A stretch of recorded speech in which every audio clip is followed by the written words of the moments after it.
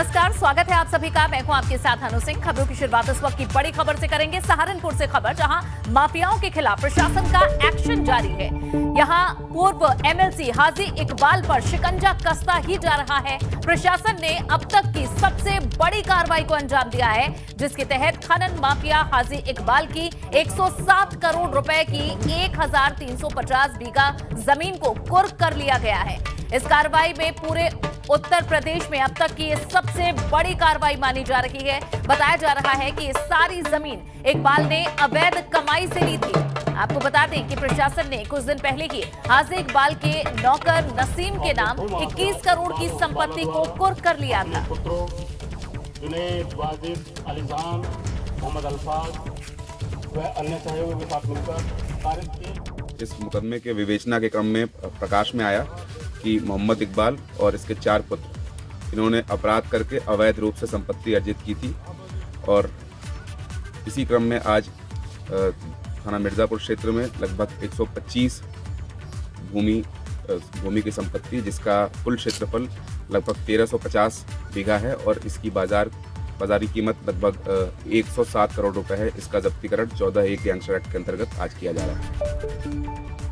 तो ये बड़ी कार्रवाई की गई है। माफिया के खिलाफ माफिया हाजी इकबाल पर शिकंजा कसता ही जा रहा है। पहले बेटे की गिरफ्तारी हुई और अब एक और झटका, 107 करोड़ रुपए की जमीन को कुर्क कर लिया गया है। 1350 बीघा जमीन है जिसे कुर्क किया गया। प्रशासन ने पूर्व एमएलसी हाजी इकबाल की जमीन को कुर्क किया है। अवैध कमाई से ये कई बीघा जमीन खरीदी गई थी। कुछ दिन पहले ही नौकर के नाम पर दर्ज संपत्ति को कुर्क किया गया था और अब एक और ये बड़ी कार्रवाई की गई है। हाजी इकबाल पर प्रशासन का शिकंजा लगातार जारी है। 107 करोड़ की संपत्ति को कुर्क किया गया है। प्रशासन ने पूर्व एमएलसी हाजी इकबाल की 1350 बीघा जमीन को कुर्क कर लिया है। पहले बेटे की गिरफ्तारी और उसके बाद अब ये कुर्की की कार्रवाई हुई है, जहां कुछ दिन पहले ही नौकर के नाम पर दर्ज संपत्ति को भी प्रशासन ने कुर्क किया था और अब एक और बड़ी कार्रवाई की गई है, जिसमें 107 करोड़ रुपए की ये संपत्ति है जिसे कुर्क किया गया है। और वहीं एक और अहम खबर श्रावस्ती से मिल रही है, जहां गैंगस्टर पर पुलिस ने बड़ी कार्रवाई करते हुए तकरीबन 1.5 करोड़ रुपए की संपत्ति को कुर्क कर लिया है। मामला सिरसिया थाना क्षेत्र का है, जहां गैंगस्टर राहुल वर्मा पर करीब आधा दर्जन से ज्यादा केस दर्ज थे। वन माफिया कहे जाने वाले गैंगस्टर पर पुलिस ने एक्शन लिया और लगभग 1,70,92,000 की संपत्ति कुर्क कर ली, जिसमें एक ईंट का भट्टा, एक कार, 2 ट्रैक्टर भी शामिल हैं। तो लगातार ये कार्रवाई प्रशासन की जारी है और अब गैंगस्टर पर ये बड़ी कार्रवाई, जहां 1 करोड़ से ज्यादा की संपत्ति को कुर्क किया गया है। गंभीर अपराध में कई केसेस दर्ज है इस गैंगस्टर पर और अब प्रशासन ने ये एक और बड़ी कार्रवाई की है। जनपद श्रावस्ती में वन माफिया और गैंगस्टर राहुल वर्मा, जो थाना सिरसिया क्षेत्र का निवासी है, उसकी अपराध से अर्जित 1 करोड़ रुपए से अधिक की संपत्ति 14(1) गैंगस्टर एक्ट के तहत कुर्क की गई है, जिसमें एक ईंट भट्टा, 2 ट्रैक्टर, एक ब्रीजा कार शामिल है। इसके और इसके पिता सहित इसके अन्य सदस्यों के विरुद्ध गैंगस्टर एक्ट के तहत कार्रवाई पूर्व में की जा चुकी है। उधर झांसी में पूर्व पार्षद गुलशन यादव की करोड़ों की अवैध संपत्ति पर प्रशासन का बुलडोजर चला है। आरोप है कि पूर्व पार्षद गुलशन यादव ने निगम की जमीन पर कब्जा किया था। गुलशन यादव ने नगर निगम की करोड़ों की बेशकीमती जमीन बेच दी और नगर निगम शांत बैठा रहा। हिस्ट्री शीटर पर कई दर्जन मुकदमे भी दर्ज हैं। लोग कब्जा किए हुए थे। ये सरकारी बंजर ज़मीन थी, इसमें करीब 1.5 एकड़ से अधिक की भूमि थी। इसमें कमिश्नर साहब और जिलाधिकारी महोदय के निर्देशन में शासन की मंशा के अनुरूप जो सरकारी ज़मीन पर अवैध कब्जा किए हुए हैं उनके विरुद्ध कार्रवाई की गई है, आगे भी की जाएगी। अभी तो फिलहाल हम लोगों ने 1.5 एकड़ से अधिक की ज़मीन कब्जा मुक्त कराई है, लेकिन अभी ये अभियान जारी रहेगा। इसमें जो मकान वगैरह अगर बने हैं तो नोटिस दे के नियमानुसार उनको भी हटवाया जाएगा। और वहीं अतिक्रमण के खिलाफ बुलडोजर चला है प्रशासन का। सैकड़ों लोगों की दुकानों के सामने से अतिक्रमण हटाया गया है। अवैध अतिक्रमण हटाने के दौरान पुलिस प्रशासन मौजूद रहा। ये हैदरगढ़ विधानसभा क्षेत्र के सुबेरा नगर पंचायत में अवैध अतिक्रमण हटाने की प्रक्रिया है। बाराबंकी की ये तस्वीरें, जहां अतिक्रमण हटाने के दौरान लोगों ने विरोध भी किया था, लेकिन फिर भी ये अतिक्रमण हटाने का कार्य जारी रहा। हैदरगढ़ विधानसभा क्षेत्र के सुबेरा नगर पंचायत में अवैध अतिक्रमण हटाया गया है। अवैध कब्जा था जिसे हटाया गया। अतिक्रमण के खिलाफ लगातार प्रशासन कार्रवाई कर रहा है और अब ये सुबह नगर पंचायत में भी अतिक्रमण हटा। और इस बीच कानपुर से एक बड़ी खबर, बिकरू कांड के अपराधियों को संरक्षण देने वालों की उल्टी गिनती शुरू हो गई है। अपराधियों को संरक्षण देने वाले आईपीएस अफसरों की भी जांच संभव है। बड़ी खबर, आईपीएस अफसरों की आय से अधिक संपत्ति की भी जांच हो सकती है। इंटेलिजेंस के रडार पर विकास दुबे के सहारे अरबपति बने अफसर हैं। जांच शुरू करने के लिए शासन ने अधिवक्ता से साक्ष्य मांगे हैं। बड़ी खबर, इंटेलिजेंस के रडार पर विकास दुबे के सहारे संपत्ति कमाने वाले अधिकारी भी हैं। अधिवक्ता सौरभ भदौरिया ने अधिकारियों की संपत्ति जांच के लिए शिकायत की थी। सतर्कता विभाग के उप सचिव गिरीश चंद्र मिश्रा ने बयान के लिए भेजा नोटिस। और रतीश हमारे संवाददाता और ज्यादा जानकारी देंगे। रतीश, किस तरह से ये जांच की जाएगी और किस स्तर के अधिकारी हैं जिन पर शक है? देखिए, बिकरू कांड के अपराधियों को संरक्षण देने वाले जो अफसर रहे हैं, जो दागी रहे हैं और जो इनकी कार्यशैली हमेशा संदेह के घेरे में रही है, उन अधिकारियों की जांच के लिए शिकायतकर्ता अधिवक्ता सौरभ भदौरिया ने सरकार को लिखा था, शासन को लिखा था। उसका संज्ञान लिया गया और पत्र में 24 मार्च को ये पत्र सौरभ भदौरिया को भेजा गया था गृह विभाग से कि जो साक्ष्य उनके पास है, जिन शिकायतों को उन्होंने किया है, उसके साक्ष्य उपलब्ध कराए जाए। इन जांच के पहले विजिलेंस अपने स्तर से भी जांच कराती है जब शिकायत प्राप्त होती है, और उसके बाद ही साक्ष्यों को मांगा जाता है। यानी अब वो आईपीएस ऑफिसर, वो बड़े अधिकारी जांच के घेरे में आएंगे जिन पर आरोप था बिकरू कांड में विकास दुबे और जय वाजपेयी को संरक्षण देने का। जी, किस तरह की रतीश भूमिका देखी गई थी? क्या इन्वॉल्वमेंट इस पूरे कांड में रहा था ऐसे अधिकारियों का और ऐसे लोगों का? देखिए, विकास दुबे का लगातार साम्राज्य बढ़ा। उस असलहे जो थे उनके लाइसेंस लगातार मिलते रहे। उसके साथ ही संपत्तियां, जो अवैध संपत्तियां अर्जित की गई थी, एक बड़ा करोड़ों रुपए का साम्राज्य विकास दुबे द्वारा लगातार अर्जित किया जाता रहा। कई वर्षों में, कुछ ही वर्षों में ये कहा जाए कि अब विकास दुबे और उसके गैंग के लोग करोड़पति होते चले गए। बड़ी लग्जरियस गाड़ियां थी उसके पास और हर जगहों पर उसने जमीनें खरीद ली। इन सभी का जब खुलासा हुआ तो उसके बाद जांच के लिए शिकायतकर्ता ने शिकायती पत्र दिया था और इन सभी में जो बड़े आईपीएस अधिकारी थे, जो तमाम अधिकारी थे जो यहाँ पर कप्तान के रूप में रह चुके थे, उन पर आरोप लगे थे और उन्हीं की जांच के सिलसिले में ये शिकायती पत्र दिया गया था। ठीक, रतीश, शुक्रिया इस पूरी जानकारी के लिए।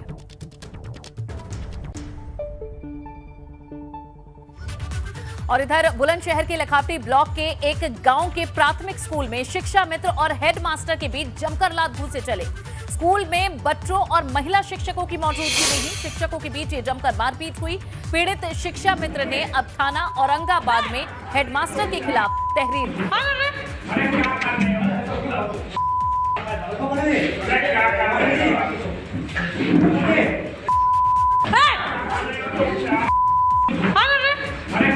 बुलंदशहर की तस्वीर है जहां शिक्षा मित्र और हेडमास्टर के बीच ये झगड़ा हुआ और ये छात्रों की मौजूदगी में झगड़ा हुआ। महिला शिक्षिका भी वहां मौजूद थी और इस दौरान ही ये आपस में भिड़ गए। शिक्षा के मंदिर को किस तरह से अखाड़ा बना दिया गया ये आप इन तस्वीरों में देख सकते हैं।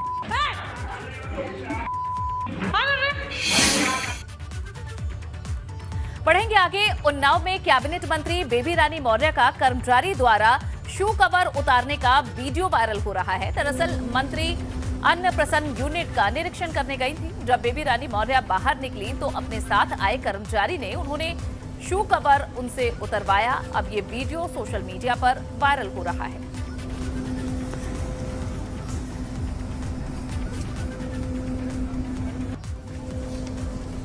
बेबी रानी मौर्य ने कर्मचारी से शू कवर उतरवाया है। ये वो शू कवर है जो नंगे पांव अगर आप नहीं चलना चाहते हैं तो इस तरह के शू कवर पहनते हैं। और ये वीडियो सामने आया जब वे निरीक्षण कर बाहर निकली तो कर्मचारी से उन्होंने ये प्लास्टिक का शू कवर उतरवाया। अब ये वीडियो वायरल हो रहा है।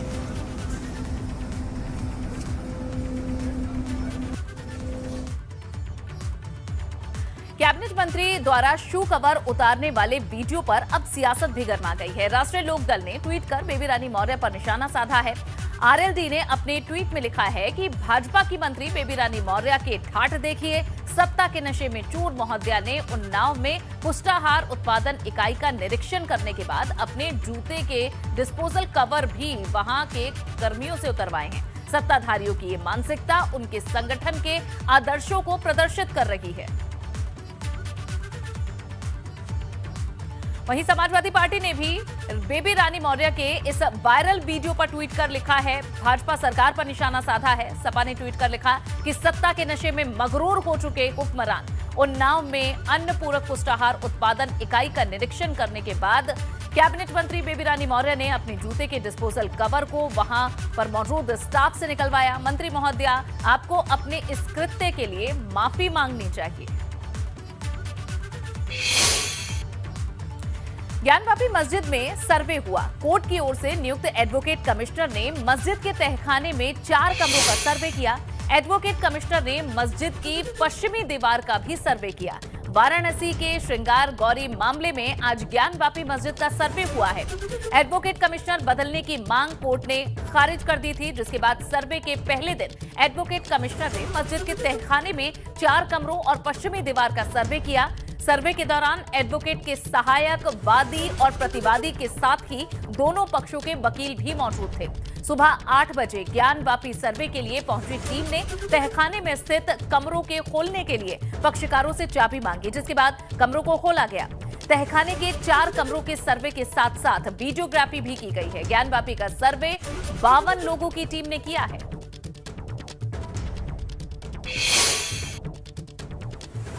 आज की कार्रवाई कोर्ट कमिश्नर के द्वारा पूरी की गई है। कल भी ये सर्वे जो है जारी रहेगा। सुरक्षा के पुख्ता इंतजाम किए गए थे। आदर्श माहौल में आज की कमीशन की कार्रवाई पूरी हुई है। अभी आगे सर्वे होगा तो पता चल जाएगा।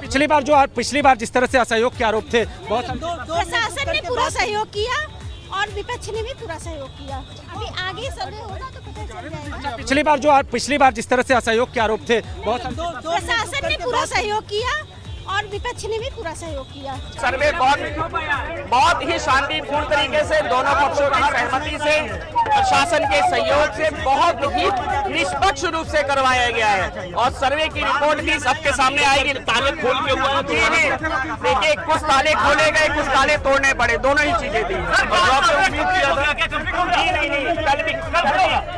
कल नहीं होगा। आज कहीं किसी प्रकार का व्यवधान नहीं आया। सुचारू रूप से सर्वे काम कमीशन चल रहा है और कल के लिए जो है थाने में गए थे, सुभाषित थाने में भी गए। सारे साक्ष्य गोपनीय है। साक्ष्य न्यायालय का। अच्छा, जो बातें आप कह रहे थे कि मंदिर के भीतर तहखानों में है, ठीक है, सब जितने भी साक्ष्य आ रहे हैं सब गोपनीय है, इसलिए इसको डिस्क्लोज नहीं किया गया या तोड़ना पड़ा नहीं। कुछ ताला खुल गया, जो ताला खुला चाबी थी खुला। जो प्रमाण आप कह रहे थे कि अंदर ये चीजें हो सकती है, लेकिन क्या है ये माननीय न्यायालय में प्रस्तुत किया जाएगा। प्रमाण न्यायालय में प्रस्तुत बिल्कुल अपने पक्ष में है, सारे साक्ष्य अपने पक्ष में है। आज जब आप अंदर गए तो क्या देखा? अंदर मैं गया तो वही पूरा मिट्टी गिरी पड़ी थी। कोई मतलब काफ़ी दिनों से बंद हो के मरम्मत तो होती नहीं है, तो उसी तरह से पड़ा हुआ था। तहखाने में मूर्तियाँ थी? नहीं, मिट्टी थी, मिट्टी थी और कुछ नहीं था। अच्छा, जो खंभे थे वो कैसे थे जो आप बता रहे हैं? पत्थर के थे, पत्थर के खड़े खंभे। हाँ, कुछ आकृतियाँ भी दिखी हैं? कुछ नहीं आपको। एक और चीज़ जानना चाहेंगे कि ये जो सर्वे है ये कल भी होगा? हाँ, कल 8 बजे है। वहीं वाराणसी के डीएम कौशल राज शर्मा के अनुसार लगभग 50% से ज्यादा सर्वे का काम आज पूरा हो गया। डीएम कौशल राज शर्मा ने बताया है कि वादी, प्रतिवादी, अधिवक्ता, कमिश्नर, उनके सहयोगी, पक्षकार और वीडियोग्राफर सर्वे के दौरान मौजूद रहे। पहले दिन की कमीशन कार्रवाई से दोनों पक्ष संतुष्ट रहे। आज के सर्वे की विशेषता ये रही कि बहुत ही शांतिपूर्वक तरीके से ये सर्वे पूरा हुआ। सभी पक्षों ने न्यायालय के आदेश का पालन किया। लगातार 4 घंटे सर्वे करने के उपरांत लगभग 50% से अधिक परिसर का सर्वे पूरा हो चुका है। चूँकि सर्वे की कार्रवाई गोपनीय कार्रवाई है और कोर्ट की ये बेसिकली निगरानी में हो रही है, इसलिए ये जानकारी नहीं दी जा सकती कि कौन कौन से स्थानों का सर्वे किया गया और वहाँ क्या क्या मिला। लेकिन सभी पक्षकार इससे संतुष्ट थे और इसी के आधार पे जो अब कार्य बचा है। वाराणसी के ज्ञानवापी मस्जिद में जारी सर्वे के बीच एआईएमआईएम के अध्यक्ष और हैदराबाद से सांसद असदुद्दीन ओवैसी ने केंद्र की मोदी सरकार पर निशाना साधते हुए कहा कि आखिर किस आधार पर सर्वे कराया जा रहा है। हमने बाबरी खोया है, लेकिन अब ज्ञानवापी नहीं खोएंगे। 1991 में इन्हीं मुद्दों के ऊपर जो ये अक्टूबर 21 में जो 5 महिला के पिटीशन डाले, 1991 में इन्हीं मुद्दों पर इलाहाबाद हाई कोर्ट ने स्टे दिया। आप नाम बदल कर कोर्ट जाते हैं, लोअर कोर्ट में आपका इख्तियार है जाने का। आप जाते हैं और जाकर आप कहते हैं कि सर्वे हो और ये आप कमिश्नर हो। ये क्या बात है? वो स्टे है 91 का कि जब 1991 का जो कानून बनाया गया उसमें कहा गया कि मस्जिद हो, मंदिर हो, गिरजाघर हो, कोई भी हो, जो 15 अगस्त 47 को जो थी वो रहेगी ना, उसका नेचर और कैरेक्टर बदला जाएगा। और इसी बात को कानून को सुप्रीम कोर्ट ने बाबरी मस्जिद, राम मंदिर के टाइटल सूट में कहा कि ये कानून सेकुलरिज्म और बेसिक स्ट्रक्चर का हिस्सा है। तो किस बुनियाद पर आप सर्वे करा रहे हैं भाई? इसीलिए हम कह रहे हैं कि हम उस कोर्ट के फैसले को, उससे हमारा इख्तलाफ है, उस कोर्ट के फैसले से हमारा। और अब सुप्रीम कोर्ट में मामला गया है, अब देखते सुप्रीम कोर्ट इस पर क्या फैसला लेता है। वहीं असदुद्दीन ओवैसी के बयान पर भाजपा प्रवक्ता राकेश त्रिपाठी ने पलटवार करते हुए कहा है कि ओवैसी अब भड़काना बंद करें। वो लगातार लोगों को भड़काकर सांप्रदायिक सौहार्द बिगाड़ने की कोशिश कर रहे हैं। असदुद्दीन ओवैसी अब भड़काना बंद करें। वो लगातार लोगों को भड़का करके सांप्रदायिक सद्भाव बिगाड़ने की भरसक कोशिश कर रहे हैं। अपने आप को बैरिस्टर कहने वाले असदुद्दीन ओवैसी को देश की अदालतों पर भरोसा करना चाहिए।